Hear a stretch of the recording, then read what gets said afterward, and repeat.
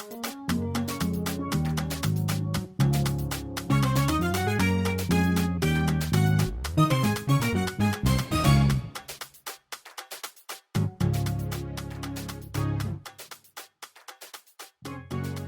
morning at the same. Apome. Yo, I'm Kwame, or Medinde Kwame. And I want to introduce a very special gentleman that I've met and worked with in Ghana. His name is Nana Albert Anson. Nana is an American citizen born in Ghana. He had a secondary education in Accra and moved to the United States in 1988, where he attended New York University. He majored in biochemistry. Soon after, he joined the travel industry and worked as a tour operator and with airlines in various capacities. He's worked with companies such as Air France, International Expeditions, and Park East, as well as the Egyptian Tourism, South African Tourism Board, and Kenyan Association of Tourism. He's resides in the state of Alabama and lives in Pelham, Alabama. He returned back to Ghana in 2014, where he is engaged as a traditional leader in a region called Kwahu in the eastern region of Ghana. He has been involved in the cultivation and exportation of ginger and turmeric since 2015, when I met him.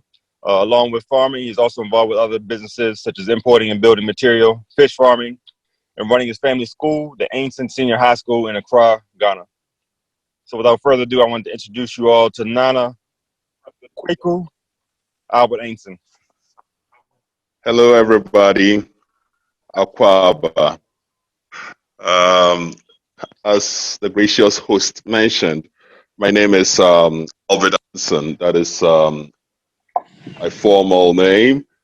However, my traditional name and title is Nana Kwaku Wadie.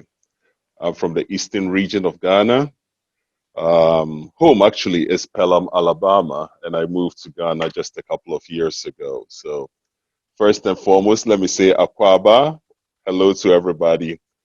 And I presume we'll be talking a lot about turmeric in Ghana today. I'd like to thank you all for taking the time for us to have this conversation. Please bear with me. It's my first time doing a Zoom, and in this part of the world, our internet connections are not the greatest. So if it should falter for any reason, please, like I said, bear with me on that. Again, my name is Albert Anson, and today we will be talking about the plant turmeric. I actually chanced across turmeric when I moved to Ghana a couple of years ago. We were exporting ginger at that time to a town called Kuchen in India. The plant turmeric itself, I don't want to say it doesn't originate from Ghana because after all it grows here, but it's not part of our cuisine. So it's as, let's say, ginger or peppers or onions, you know, the regular stuff. But it's part of the Southeastern Asian cuisine and culture. They use it in a variety of their food. If you're just thinking about things like curry, it's the basic ingredients of that. Now, to give you an idea also what turmeric is in your daily food items, say in the United States, when you look at yellow mustard, for example, what gives it that yellow color, what makes it yellow mustard is the addition of turmeric. So even though we use turmeric in our day-to-day activities, most of us don't even realize we have turmeric in certain things we use. And some soaps, in Ghana, for example, I can name some soaps here like geisha. One of the basic ingredients is turmeric. And that makes for a very, very interesting plant that we will be talking about today.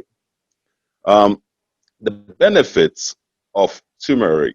A, you can look at it from the commercial point of view, where it's a very, very, it is a very cash rewarding crop. In other words, it's a cash crop for basic exports, number one. Number two, there are three essential benefits to the to that legume or to that plant, turmeric. One is the beauty aspect of it. Two is the nutritional aspect of it. And the third part is the pharmaceutical aspect of its benefits. So with just the plants, you're looking at three very, very distinct benefits. Again, we have the beauty, where the powder itself can be mixed with honey for face masks. And these are parts that we cannot get into details regarding. I think today's basic topic, or the purpose of our gathering today, is to talk about the planting of turmeric. But I want to give you an overview of what that plant is and how much or how many benefits it comes with. So again, we have the beauty part of it, and I was trying to mention the mixing of the powdered turmeric with honey for face masks. Now, with that, what it does, which is interesting, is it doesn't bleach the skin, especially for black folks. It blends the blackheads on our the spots and blends it into the black color without actually bleaching it. So that's a big plus with that.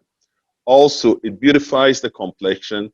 It closes the pores in our faces, and therefore it reduces aging on the face. Another benefit of it is in toothpaste. It really, really whitens the teeth when it's blended with toothpaste. Even you can use the powder itself with your paste. Just dump your brush into the powder and brush with it, and you get very, very white teeth with it. Unfortunately, it stains a lot, and it's interesting looking at the yellow stain and its ability to cleanse that whiteness of the teeth.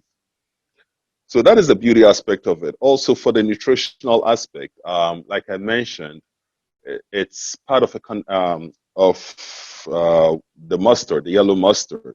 That is the basic ingredient that gives it its yellow coloring. For food, curry is another part of it. There's several different foods that are made with turmeric. For example, turmeric rice, which is absolutely palatable. Then, for the pharmaceutical part of it, which becomes a little and a lot interesting, there's several things that turmeric helps with. One of the major factor is it's an anti-inflammatory. So people who work out and, for example, take steroids causes a lot of inflammation. So you could take turmeric to really calm down or put down that inflammation. Aches and pains, it covers that. Also, it does a fantastic job with healing of sores and wounds. When you sprinkle it on, it really heals very, very fast. There's a lot of advantages to turmeric. People with ulcers, it also plays it's a strong agent for for cancer, fights against cancer. It enhances the cells that fight against the growth of certain cancers, especially prostate and breast cancer. So turmeric, from that perspective, works very, very well from the health point of view. Now, the fun and great thing about turmeric is it's a very, very, very simple plant to grow, just like with all the legumes. And when we talk about legumes, referring to, I was able to rush to the farm. I wish I had given the presentation for the farm, but good luck. Even in the house here in Nkoko, I'm still worried about my internet connection, much less in the farm. But I was able to rush to the farm this morning. It's already past 1 o'clock here, so it's not that early. Fortunately, you guys have about 9 o'clock on that side of the world. But just to show the plant, which we'll be talking about, This is, I'm doing it right. This is the plant we are referring to. I was able to bring it out, and this is the plant itself. The root of the plant is what we call is the turmeric. So that is the root. When it's harvested, it comes out in this form. It's like a palm with fingers protruding out of it. And this is what we will be referring and working with today and how to plant it. Comparing the turmeric, again, this is turmeric, with, it's able to grab one piece of ginger, and I hope I can find it. Okay, so this is the turmeric which we'll be looking at. It's just the same as ginger. However, just so you can see, I just want to break this up, show you what makes turmeric such an interesting plant. This in it, the yellow part is the active ingredient. That certain active ingredient is called a curcumin. The yellower it is, the more mature it is. And you get this yellow based on how many months, weeks, whatever it has been in the soil. And we'll talk about how long it takes before you can harvest it.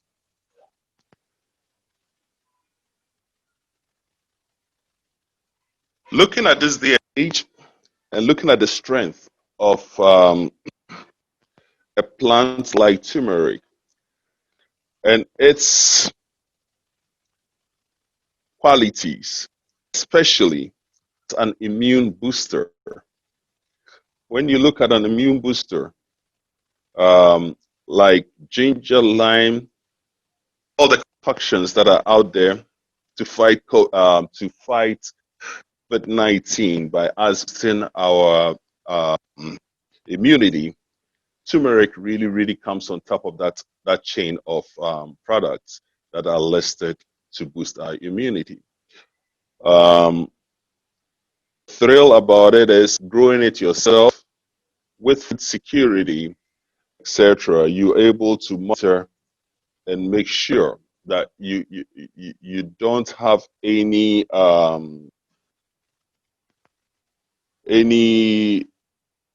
fertilizers or any of those chemicals that would enhance and make things cumbersome for you. Growing it is, again, it's not a very hard crop. It's one of the easier crops to grow because it's very disease resistant. It has a pungent smell that is not too attractive to most of the pests, etc., that are out there. So growing it doesn't take much at all. I'm sure going to your local supermarket or the ethnic markets, there are during in their spice sections, they do have various spices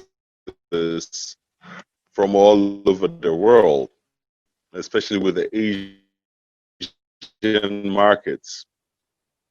And finding shouldn't be that hard.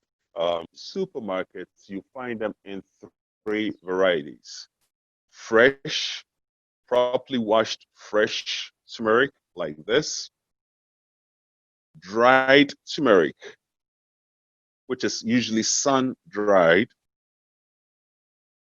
and thirdly, the powdered form. All versions are very easy to make once you have the rhizome itself. And rhizomes, as I showed you, These are rhizomes as compared to bulbs. Rhizomes have their nodes and internodes. And now we're going to get to the fun part, talking about how to actually grow turmeric. Okay.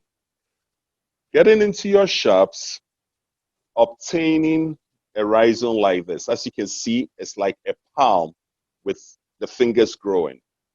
There is a bulb. I don't like to call it a bulb because usually bulbs refer to onions, etc. But that's what it is. It's a bulb. When you plant the bulb, you get a bigger yield. I'm sure Josie has a PowerPoint presentation of my farms. I came to Ghana, as I mentioned. There was no turmeric. I was working with these Indians.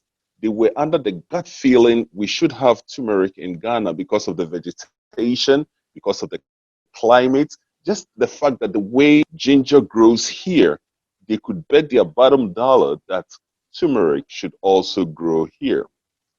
It took me almost a year plus combing the whole town trying to find turmeric, trying to, it's like bent on these guys' words that, yeah, we should find this. Then all of a sudden, after a year, I couldn't find it anywhere in Ghana because it's such a trick plant. Guess what?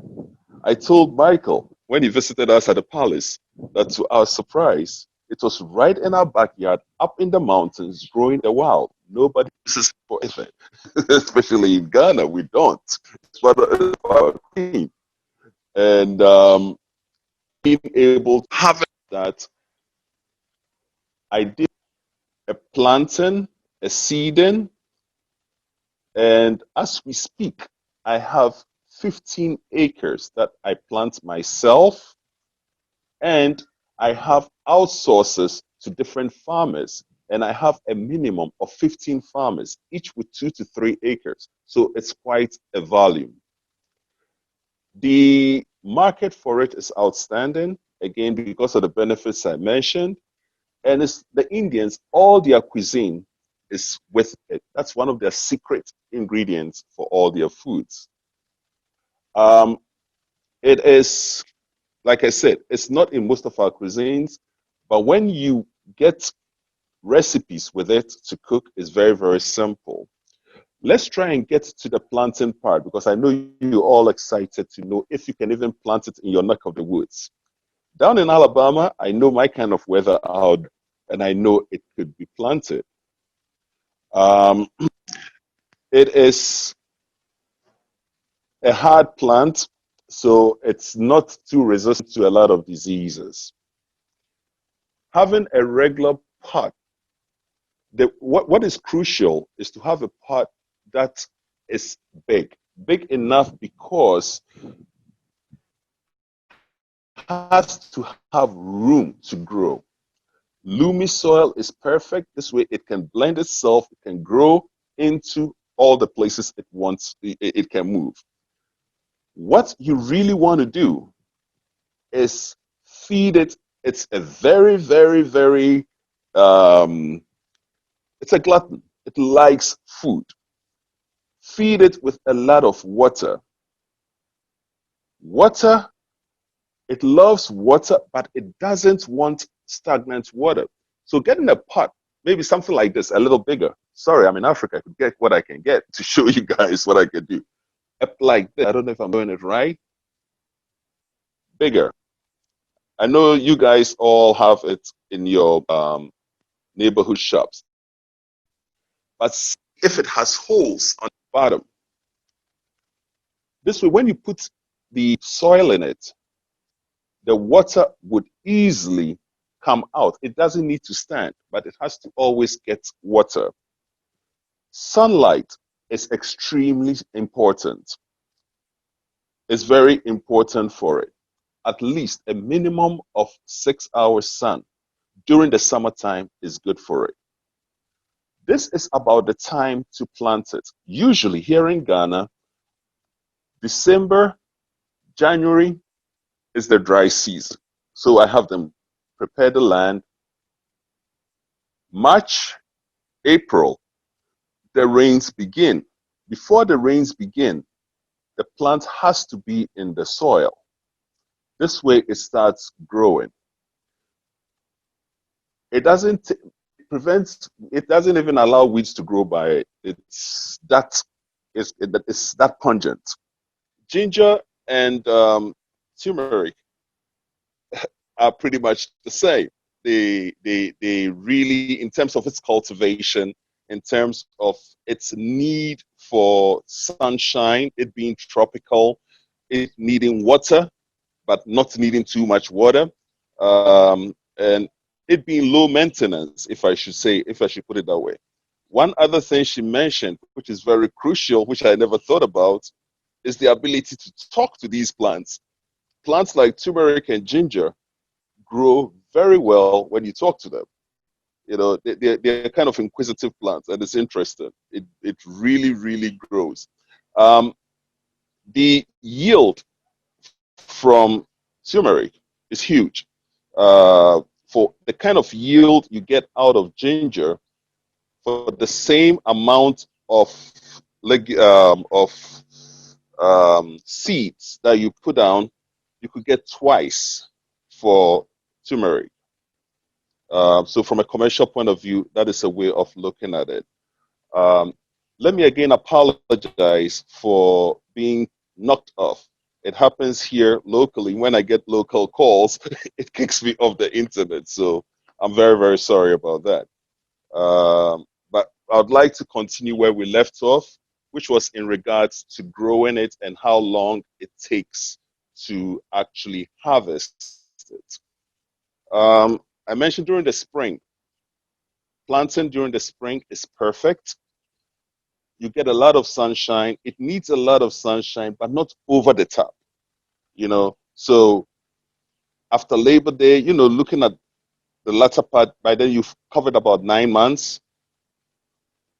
The leaves itself will wither. It will become brown. It looks like it's dead. You would not even know you have plants there. You'll be so irritated, but that's good news. That means it's really, really, really budded, and you can absolutely have a wonderful yield. So even if you fail to keep count of, wait a minute, is it 9 months? Is it not? When the leaves die off, that is an indication it's time to harvest.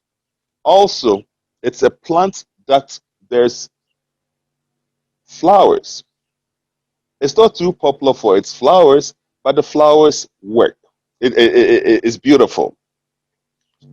A sign of flowers also indicates your plants are very, very healthy. Um, I've mentioned a lot about its benefits. I've mentioned a lot about the plant itself. Our Caribbean brothers and sisters would attest to it because it's also part of their cuisine, a strong part of their cuisine as well. So our Caribbean brothers and sisters will also attest to the medicinal values of turmeric. So with that said, I believe with the planting, I don't want to overstress regarding the planting because Lady Golston and Madam Shankari did a good job with it. So with that said, I would like to conclude, and if there are any questions, especially, I think I saw a question regarding how it's used for the anti-aging. Someone was asking about the weight loss and even how to prepare it, etc. And those are questions I'll be more than happy to answer. The leaves and stems are edible too. Yes, yes. The leaves actually is it's amazing. You can create a tea out of the leaves.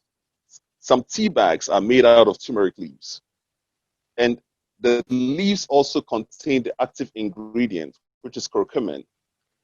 It gets activated and it's easy to be channeled into the cells if you box it with black pepper.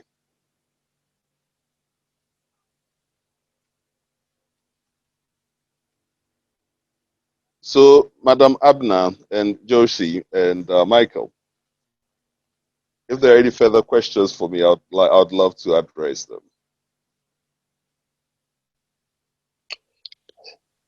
Thank you, Nana. I got a question for you. Yes, sir.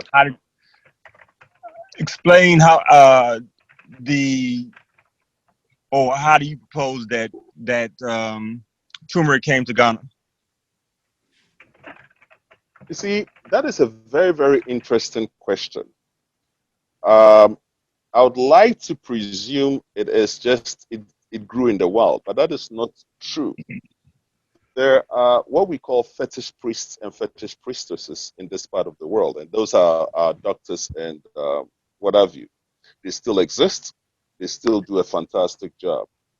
And in my bid to find the rhizomes, there was one that actually had quite a bit in her backyard, and she uses it when she's in trance and she's being possessed to pick medicines. You know, they pick herbs and all that stuff. And that is one of the things she kept there. So I think it was used in the past for medicinal purposes. Also, they used to use it to fry chicken. It gives it a golden brown, crispy kind of a taste. And it's not too popular. It was popular in the villages, you see. So they used to use it to give it that golden brown kind of a look. And that is one of the reasons that I think they planted them in the house. In the wild, yeah, it's part of what grows up in the wild, but it was also growing in people's backyards. So yes, they had a purpose for it.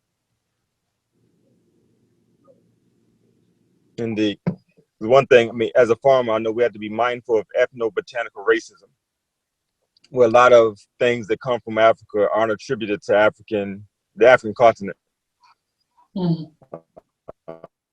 Yeah, it is true, but Yeah, I but would love I'd love to take credit for it. But you see, when when you look at it's not part of our cuisine. That is where it makes me, yes, the medicinal part forest, of it.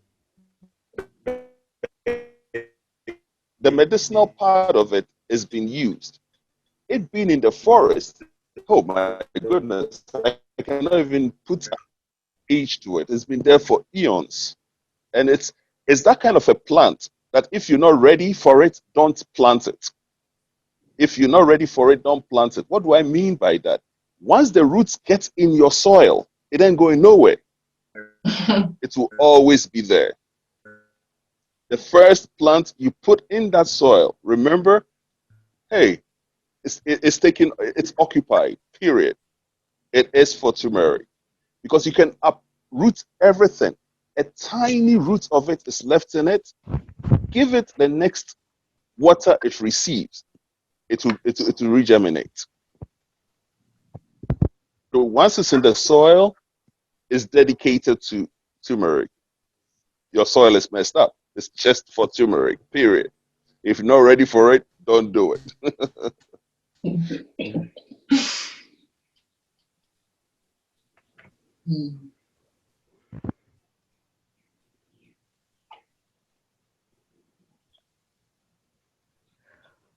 Said with ginger, you said to let leaves fall off, then what?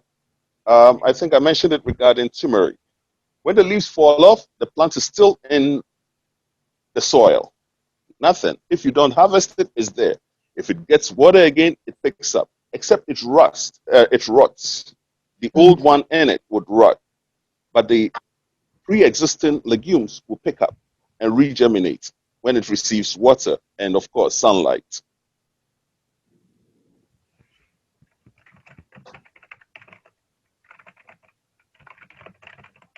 So I think Michael Carter just lost his signal.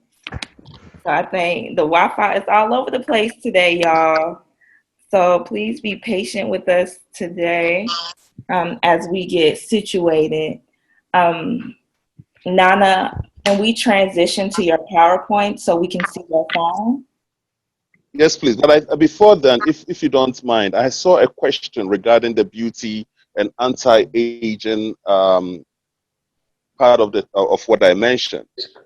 Regarding the beauty paste with turmeric, usually the girls out here in Ghana in the universities, what they do is they purchase the powdered form of turmeric, mix it with honey, and do that facial mask.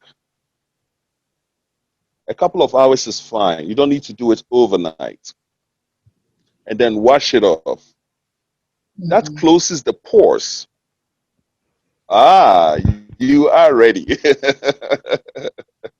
Excellent, I have a excellent. Right, turmeric mask. very well. So that eradicates the black spots and the blackheads, and it works fantastic. All right, so you can move forward, please, if you don't mind. Well, this is welcome to this part of the world where everything is done manually, and I mean manually. No machines, no tractors, nothing on my farms right now. This is the Very tilling and manual. preparation of the land. Prior to very, very manual, and it cleared the farm, burnt it, and these are the guys that are creating the beds. Notice how the beds have been created.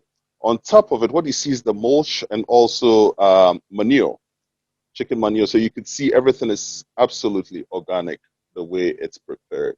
When I was sourcing for the seeds, this is in the backyard of someone's house, which was one of the few places I found. And all he didn't even know how it had been there, but all he knew is it's been there for years. You can go to the next slide, please. Basically, we went there and pretty much spoke to him, harvested it. So you can see the green leaves on the top, and those are the legumes that are laying down there. All those are planting materials. From the bulb to the fingers that you see, they all planting materials. You can go to this is me sitting in with some of the team. In that basket where you see the plantain leaves under, that is turmeric in it. What we do with it is after it's harvested, you boil it before you dry it. Okay, go to the next. The boiling activates the curcumin in it and then is dried. Again, back to the picture of us still in the land. This is the plant. Notice it grows all over. It can grow together or individually. All it needs is the soil underneath and the room underneath to grow.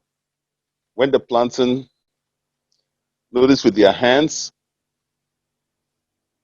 all you they do is put in the seedlings or the legumes, just the way it is. Stick it in less than an inch or an inch and cover it, and that's fine. Notice how when midway through the farm, notice the whole place becomes lush and green, so beautiful. Next slide, please. This was the beginning. Notice the beds, and this was my first year. I was so excited. Okay, when I mentioned that you would know it's time to harvest when everything is there, notice the green we saw before, how lush it was, and this is it when it's ready to be harvested. Everything withers away. Okay, this is the germination period when it's about 2-3 months. This is how it looks like, germinating on the farm. In terms of irrigation, I don't have the greatest irrigation system. We have a stream that runs through it, and but it rains heavily in this part of where we have the farm. Is up on the mountain, so it rains. But when it doesn't, we just have a little pump water running through it to make sure we have constant flow of water. Notice that the beds, we have it lined up so that the water can always, there's drainage all the time. Harvested turmeric. And this is just from a small portion. As I said, you get a lot from your turmeric compared to a harvest of the same piece of land or the same space with ginger.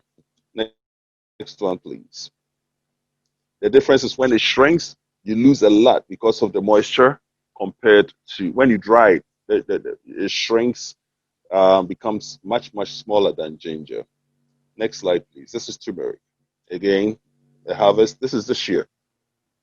Next, these are the workers separating the bulbs. Usually what I try to do is replant the bulbs and the fingers, I dry them and use them for powder. I'm trying to stop the export of it because what happens is you export it, they put in so many chemicals and re-import it to Ghana, and it's the same damn thing. Whilst you can absolutely do it here. Next, this is how it wilts when it's about getting ready. This is it getting ready to be harvested. Like at the back of it, you can see it's all burned compared to the lush green you were seeing before.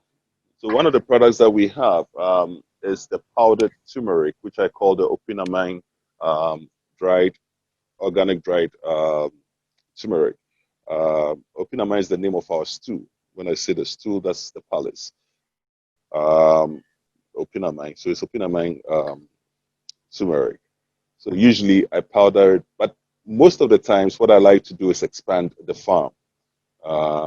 It has so much potential. It's easy to grow, and it is worth that investment. And if you're looking for a power